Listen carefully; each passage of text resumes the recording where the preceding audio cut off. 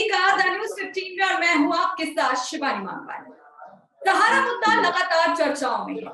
इस पर चर्चा करने के लिए आज हमारे साथ जुड़ रहे हैं घनश्याम शर्मा, जो कि राष्ट्रीय उपाध्यक्ष हैं और इंडिया जन आंदोलन न्याय संघर्ष मोर्चा के। तो सर, बहुत बहुत स्वागत है आपका हमारे साथ जुड़ने के लिए।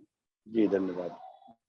तो सबसे पहला सवाल मेरा आपसे यही है कि सहारा ये मुद्दा बहुत गर्माता जा रहा है और लगातार जो है आंदोलन इस पे किए जा रहे हैं, तो आप क्या बताना चाहेंगे सहारा को लेकर हमें नई जानकारी? सहारा को लेकर मैडम पूरे देश में काफी जोर से लोग आक्रोशित हैं। निवेशक जो है ना काफी आक्रोशित हैं, क्योंकि विगत 8 वर्ष से लोगों का भुगतान नहीं हुआ है और इनके द्वारा गुमराह किया जाता है कि सहारा सेवी केस है, सेवी के द्वारा केस चल रहा है, हमारा एम्बार्गो लगा हुआ है, जबकि ऐसे कोई एम्बार्गो नहीं है और लोगों का पैसा 95% एबव द क्यू शॉप और क्रेडिट कोऑपरेटिव सोसाइटी में है। लेकिन ये बहानेबाजी करते करते लोगों को टाल रहे हैं वर्षों से। अभी छत्तीसगढ़ सरकार ने एक नई मुहिम चालू की है, उसमें निवेशक न्याय योजना वहाँ के मुख्यमंत्री भूपेश बघेल जी ने चालू की है। उसके तहत अभी बीच में इनके 4 डायरेक्टर को गिरफ्तार किया गया था। उसके बाद इनके द्वारा 5 करोड़ तुरंत दिया गया था, कुछ चेक दिया गया था, वो चेक बाउंस हुए। इसके बाद वहाँ की सरकार ने कार्रवाई की, तो अब वहाँ का लोगों का करीब पैसा मिलना से 25% पैसा शुरुआत हो गई। इसके बाद वहाँ के मुख्यमंत्री महोदय ने बोला है कि सबकी जानकारी ली जाए, जितने भी निवेशक हैं। घनश्याम जी, मेरा यही सवाल था कि जिस तरीके से आप लगातार आंदोलन कर रहे हैं इतने समय से, तो आपको कोई आशा की किरण नजर आ रही है इस मुद्दे को लेकर? मैडम, एक प्रदेश में तो छत्तीसगढ़ में तो आशा की किरण नजर आई है जी। और आंदोलन को लेके आशा की किरण तो सहारा इंडिया की तरफ से तो हमें कुछ दिखाई नहीं दे रही है और न सरकार की तरफ से कोई हमें अभी दिखाई नहीं दे रही। केंद्र सरकार की तरफ से अभी कोई आशा की किरण नहीं दिखाई दे रही है। बार बार क्या है, तारीख पे तारीख दी जाती है, कोर्ट के द्वारा तारीख टल जाती है, निवेशक कार्यकर्ता आस लगाए बैठे रहता है, इस तारीख को हमारा फैसला हो जाएगा, इसको हो जाएगा, लेकिन कुछ नहीं होता, तारीख पे तारीख। तो सर, जिस तरीके से इसके खिलाफ कुछ नहीं हो रहा है, तो आपके द्वारा ऐसी क्या रणनीति बनाई जा रही है जो कि आपको आपकी आवाज को सुना जाए, आपको इंसाफ मिले? क्या रणनीति, अगली क्या रणनीति आपके द्वारा बनाई जा रही है? जी, हमारे द्वारा हमारे राष्ट्रीय अध्यक्ष अभयदेव शुक्ला जी, राष्ट्रीय उपाध्यक्ष नागेंद्र कुशवाहा जी द्वारा और नीरज शर्मा जी महासचिव हमारे राष्ट्रीय, अभी उनके द्वारा जानकारी दी गई है सभी प्रदेशों में, सभी प्रदेशों के जिलों में 8 नवंबर को जोनल कार्यालय, इनके सेक्टर कार्यालय, ब्रांच कार्यालयों पर एक साथ पूरे देश में एक साथ धरना प्रदर्शन का कार्यक्रम रखा गया है जी। और इसके बाद 8 नवंबर के बाद शायद 15 नवंबर तारीख है, जिसमें प्रदेश लेवल पे एक साथ प्रदेश लेवल पे एक साथ बड़ी संख्या में हम लोग धरना प्रदर्शन करेंगे और वहाँ के मुख्यमंत्री को, राज्यपाल को अपना ज्ञापन सौंपेंगे जी। ठीक है सर। घनश्याम जी, मेरा अगला सवाल आपसे ये है कि ओपी श्रीवास्तव बहुत ज्यादा इसमें चर्चाओं में आ गए हैं। इसको कहा जा रहा है कि ये ब्लैकमेल कर रहे हैं सुब्रत राय को, कई तरीके के इन पर आरोप लगाए जा रहे हैं। तो क्या है ये आरोप, कौन है ओपी श्रीवास्तव, इसको लेकर आप क्या कहेंगे? ओपी श्रीवास्तव जो है, इनका पैरा बैंकिंग का पूरा काम देखते थे। सुब्रत राय सेकंड पोजीशन पे ये थे और इन्होंने क्या है, काफी लोगों इनसे जो निवेशक या कार्यकर्ता मिलते थे तो उनको इस तरह से बताड़ते थे, बहुत बुरी तरह से। और बाकी क्या है, इनके बारे में मेरे को ज्यादा विशेष जानकारी तो नहीं है, क्योंकि मैं एक निवेशक हूँ, कार्यकर्ता नहीं हूँ। निवेशक के तौर पे मैं इस संगठन से जुड़ा हुआ हूँ। विशेष जानकारी इनके बारे में नहीं है मेरे को। बाकी एक जानकारी जरूर है, इनने जो है ना हमारे राष्ट्रीय अध्यक्ष महोदय को एक लीगल नोटिस भेजा है जबकि सर, इनके कितना समय हो गया है आपको इस इन, संस्था से जुड़े हुए? इस संस्था से जुड़े मेरे को करीब करीब 1.5 वर्ष होने जा रहा है। और अब तक क्या क्या बदलाव आपको देखने को मिले हैं? बदलाव तो मैडम काफी मिले हैं। ये आंदोलन की शुरुआत नीरज शर्मा जी, अभयदेव शुक्ला जी ने ये की थी शुरुआत। जी केवल 2 लोगों ने करी, इसके बाद लोग जुड़ते गए, नागेंद्र कुशवाहा जी जुड़े और भी जुड़े, काफी संख्या में। आज इतने कम समय में हमारा जो जनसंघर्ष न्याय मोर्चा जो है ना, इतना बड़ा हो गया है मैडम कि आपको देश के हर कोने में, हर जिले में, हर तहसील में इसके सदस्य नजर आएंगे आप।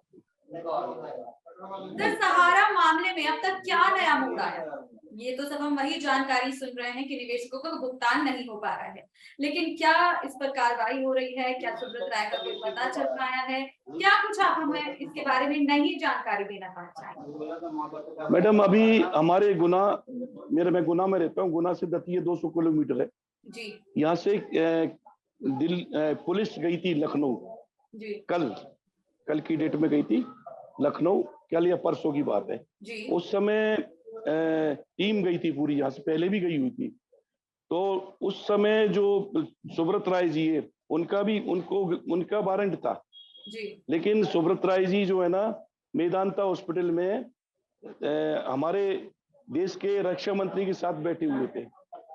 अब बताइए, आप इस तरह से जी सपोर्ट में रक्षा मंत्री साथ में बैठे हैं तो कौन पुलिस गिरफ्तार करेगी?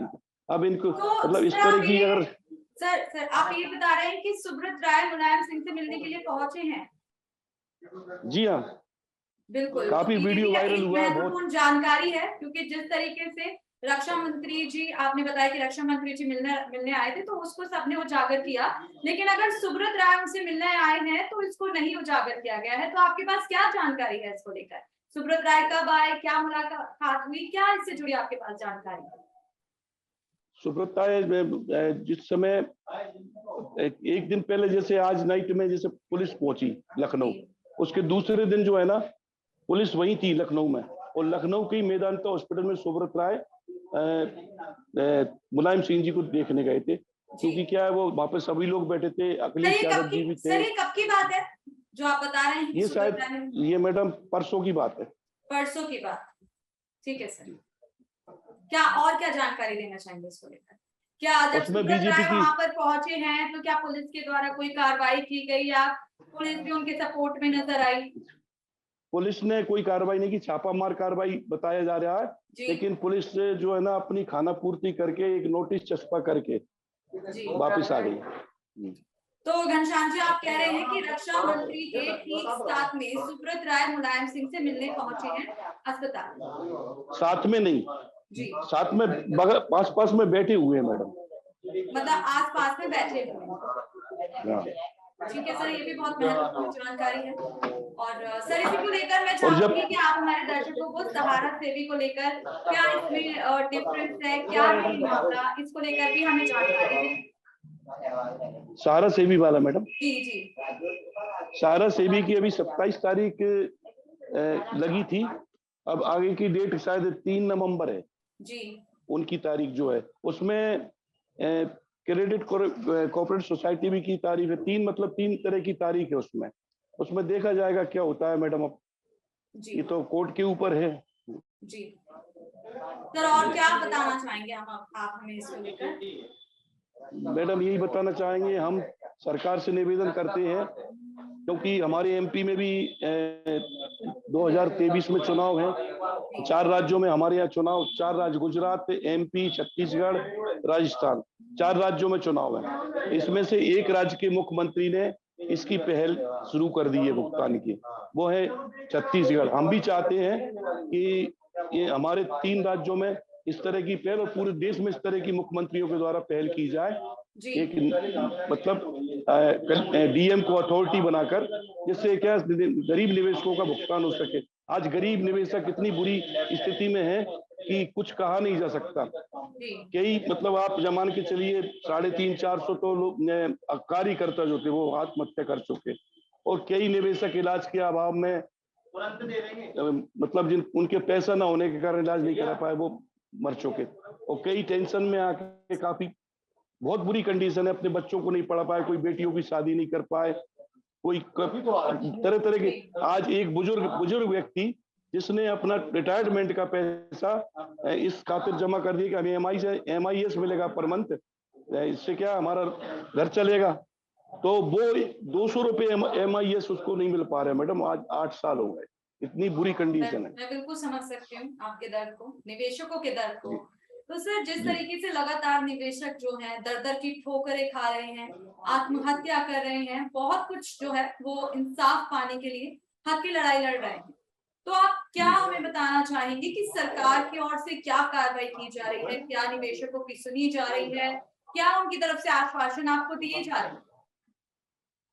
मैडम, सरकार की ओर से निवेशकों की अभी तो कोई सुनवाई नहीं हुई है जी।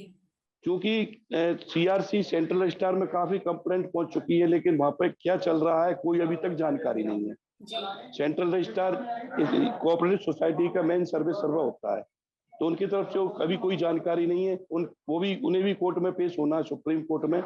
दिल्ली हाई कोर्ट ने चूंकि उनको बताया गया कि आप जो है ना, आप हमें पूरा डिटेल भेजिए, आप कितने निवेशकों का आपके पास कंप्लेंट्स आई हैं, तो वो अपना डाटा बराबर भेज रहे हैं। अब जिस समय हाई कोर्ट अपनी मतलब प्रक्रिया पूरी करेगा उसके बाद वो बताएंगे। और दूसरी बात क्या है मैडम, जिला लेवल पे जो DM है, पुलिस है, ये सुनवाई नहीं करती, जबकि ये धोखाधड़ी का मामला है, कोई सुनवाई कहीं नहीं हो रही है कि भाई जाते हैं निवेशक।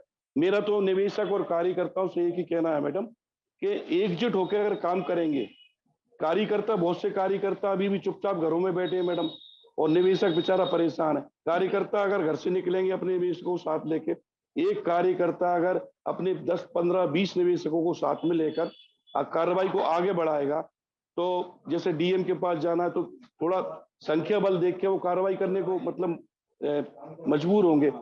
अब ये क्या है, कार्यकर्ता नहीं निकल रहे घरों से। बिल्कुल सर, मैं समझ सकती हूँ। और सर, इसी के साथ मैं अपना अगला सवाल आपसे करती हूँ कि OP श्रीवास्तव, जिनके बारे में मैंने अभी आपसे पहले भी जिक्र किया, तो मैं अभी आपसे इसका अगला सवाल ये करती हूँ कि OP श्रीवास्तव पर आरोप लगे कि उन्होंने बाबा रामदेव पर कई करोड़ों रुपए जो है निवेशकों का उन पर उड़ाया है। ये कई तरीके के आरोप उन पर लग रहे हैं, तो इस पर आप क्या कहना चाहेंगे कि इसमें कितनी सच्चाई है? मैडम, उन्हें ऐसा मतलब 1000 करोड़ के करीब शेयर उनने पतंजलि के खरीदे हुए हैं, और उसमें पैसा जो है यही का, उनके पास इतना पैसा कहाँ से आया? अगर जांच बिठा दी जाए तो पता चलेगा इतना पैसा उनके पास आया कहाँ से।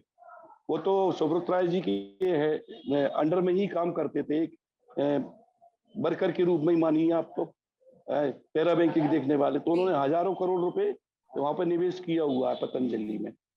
और चूंकि उनके बेटे जो है ना